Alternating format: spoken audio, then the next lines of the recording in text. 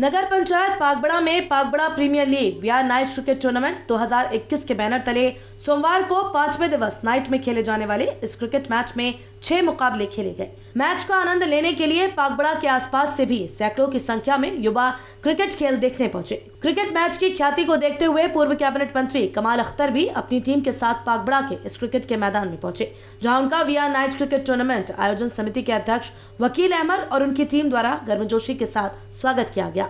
और इसके बाद पूर्व कैबिनेट मंत्री कमाल अख्तर द्वारा सभी खिलाड़ियों की हौसला अफजाई भी की गई। कमाल अख्तर साहब द्वारा कहा गया कि क्रिकेट का खेल हिंदुस्तान में दीवानगी की हद तक खेला जाता है और देखा जाता है युवाओं में इसका क्रेज इतना ज्यादा है कि लोग खाना भूल जाते हैं लेकिन मैच को नहीं भूलते। पागबड़ा प्रीमियर नाइट प्रतियोगिता में क्रिकेट मैच खेलने वाली टीमों के सभी खिलाड़ियों द्वारा बेहतर खेल का प्रदर्शन किया जा रहा है।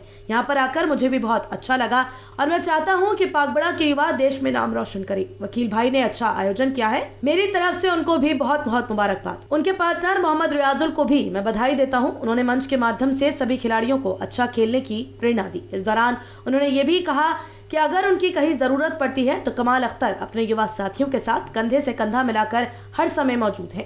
और कहा गया कि अपना नाम, अपने परिवार का नाम और अपने देश का नाम रोशन करो। इस मौके पर भारी संख्या में लोग मौजूद रहे।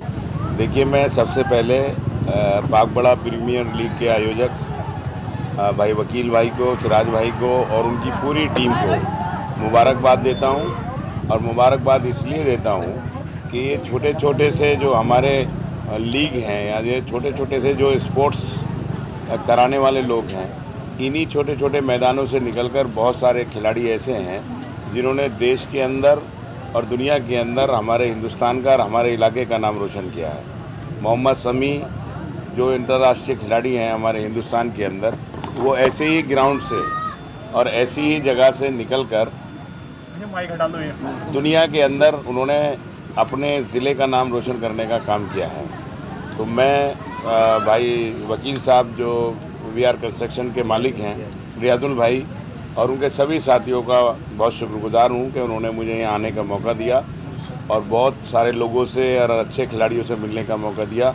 मैं उम्मीद करता हूँ कि इसी तरह के इलाकों के अंदर छोटी छोटी जो स्पोर्ट्स प्रतियोगिताएं हैं वो अगर आयोजित होती रहेंगी तो यकीनी तौर पर हमारे देश के अच्छे खिलाड़ी मिलते रहेंगे। कमाल अख्तर साहब समाजवादी के सांसद हैं मुरादाबाद के, एसटी हसन साहब, उनके लिए क्या चाहते हैं आप, क्या होना चाहिए था? देखिए, एसटी हसन साहब ने अपना बयान को क्लियर किया है। जब मैं यहाँ भीड़ में खड़ा हूँ तो निश्चित तौर पर कोई ज़रूरी नहीं है कि मैं गलत गा रहा हूँ या सही गा रहा हूँ, लेकिन जो आदमी गा रहा था वो एसटी हसन साहब नहीं थे, वो दूसरा आदमी गा रहा था, वो गलत गा रहा था। जो गलत था उस पर क्या कार्रवाई? नहीं, गलत गा रहा था और ऐसा कुछ नहीं है कि जो अगर गलत गा रहा है उस पर कार्रवाई होनी चाहिए।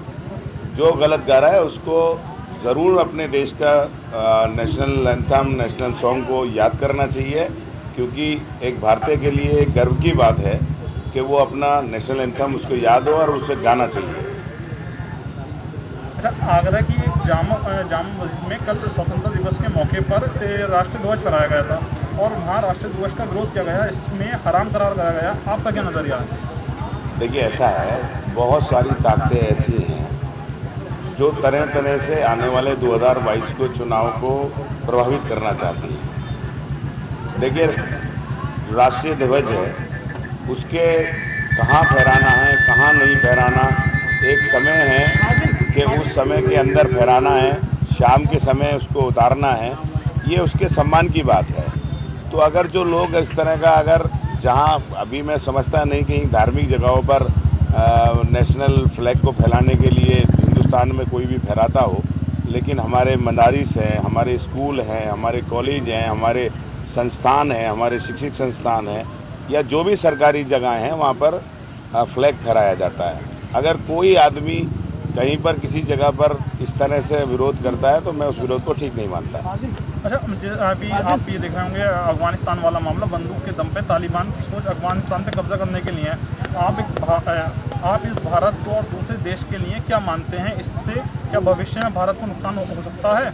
आपकी क्या सोच है? देखिए, इस दुनिया में भारत से अच्छा मुल्क और शांतिप्रिय मुल्क कोई नहीं है और ये इंटरनेशनल मामला है और यकीनी तौर पर इससे मुझे पूरा विश्वास है कि जो भारत के विदेश मंत्रालय का इसके ऊपर कोई ना कोई वक्तव्य आएगा और जो उनका बयान होगा पूरे देश इस मामले में उनके साथ खड़ा रहेगा। देखिए, मैं वकील भाई को, सिराज भाई को और उनकी पूरी रियाज भाई को, मैं उनकी पूरी टीम को मुबारकबाद दूंगा और उनसे अपने नौजवान साथियों से कहूँगा कि इस ज़माने के अंदर अपना आप को स्वस्थ रखने के लिए, अपना आप को फिट रखने के लिए स्पोर्ट्स से अच्छा कोई ज़रिया नहीं है।